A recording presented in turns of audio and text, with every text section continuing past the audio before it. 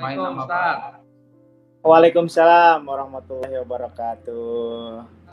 Jadi begini, Ya. Jadi ini juga sekaligus membuka mindset juga bahwa banyak sekali nih, bahkan sampai saat ini pun masih banyak orang-orang yang sudah menjadi mitra dari PT BES, ketika ditanya dia masih nggak bisa jawab gitu ya. Pertanyaannya apa? Pertanyaannya ketika ditanya, waduh, ini dia bilang bisnis jaringan, bisnis network itu haram gitu ya. Bisnis network itu haram, bisnis network itu ada ribanya karena orang-orang, bahkan ada yang nanya juga, bagaimana mungkin 1,5 juta bisa jadi 1,6 miliar tuh uangnya mau bagaimana itu putar-putar kayak apa gitu ya. Nah ini gimana tanggapan Ustadz nih? Ya, Bismillah, terima kasih Pak Haris ya atas pertanyaannya, dan ini memang pertanyaan setiap hari ya.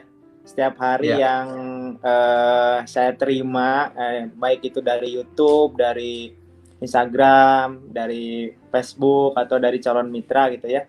Ini kan network marketing, MLM, jaringan, itu kan haram katanya.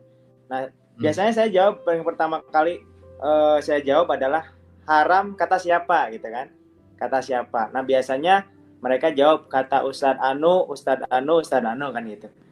Nah, saya minta videonya dulu. Mana yang menyatakan ya Ustadz, videonya atau apa buktinya bahwa Ustadz A menyatakan PT BES haram. Saya bilang gitu. Nah, dia nggak bilang, oh bukan PT BES-nya Ustadz yang haram, tapi MLM-nya. Oke, MLM-nya yang haram.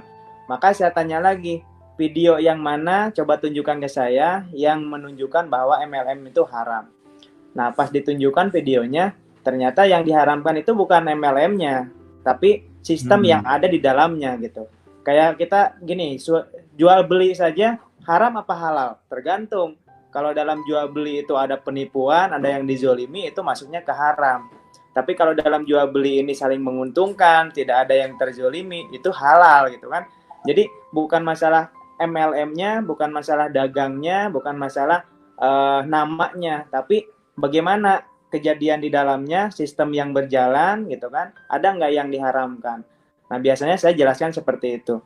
Terus yang kedua, kalau yang pertanyaannya berlanjut, oke, saya menyatakan MLM atau jaringan itu haram karena merugikan yang paling bawah. Oh, saya bilang, oh kalau merugikan yang paling bawah, ada yang dirugikan pasti haram itu. Tapi kenapa di sini halal? Karena yang paling bawah pun tidak akan dirugikan. Saya jelaskan bahwa ketika dia daftar dengan biaya 100.000, itu sudah dapat fasilitas buku panduan, kemudian proposal, dan ketika dia menyerahkan uang sejumlah 1.500.000, itu akadnya jual beli. Yang namanya jual beli, dia menyerahkan uang, kemudian dia mendapatkan produk. Nah, dari situ sudah clear tuh.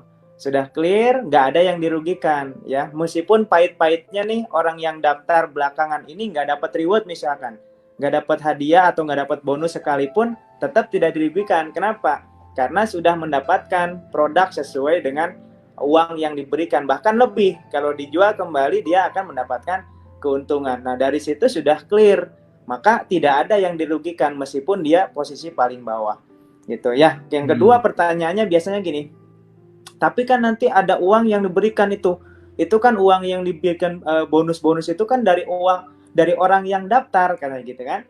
Maka jawabannya adalah bukan dari uang yang pendaftaran. Uang pendaftaran itu cuma 100.000, itu kita nggak dapat apa-apa. Jadi kalau antum, kata saya, kalau antum hanya daftar 100.000, itu saya nggak dapat bonus apa-apa. Maka di sini jelas uang yang kita dapatkan bonus itu bukan dari pendaftaran, tapi dari mana katanya kan? Dari bagi hasil keuntungan produk yang dibeli oleh mitra. Sama aja kalau antum jualan produk apapun pasti ada keuntungan di sana. Nah, bedanya kalau antum itu makan sendiri keuntungannya, kalau owner PT BES ini keuntungannya dibagi kepada kita selaku mitra-mitranya. Gitu. Jadi dari bonus, dari akad itu tidak ada yang haram. Semuanya halal. gitu. Nah, biasanya kalau yang bertanya itu memang niatnya untuk mencari tahu, biasanya puas dan biasanya langsung gabung, Pak Haji. Tapi kalau orang itu hanya ingin menyerang, nanti pertanyaannya makin ngawur ke sana. Nah, yang ujung-ujungnya nyerang pribadi. Nah, itu berarti orang memang bukan nyari kebenaran, tapi orang itu nyari kesalahan kita. Ya kita abaikan aja gitu. Kita mau blokir aja, kita mau tinggalkan aja, kita senyumin aja gitu. Jadi, kalau ada yang bertanya, saran saya kepada para mitra itu dilihat dulu orang itu, kita jawab dulu ya sebenar-benarnya. Nah, kalau udah kita jawab sebenarnya dia ngaco nih pertanyaannya, udah tinggalin, senyumin aja.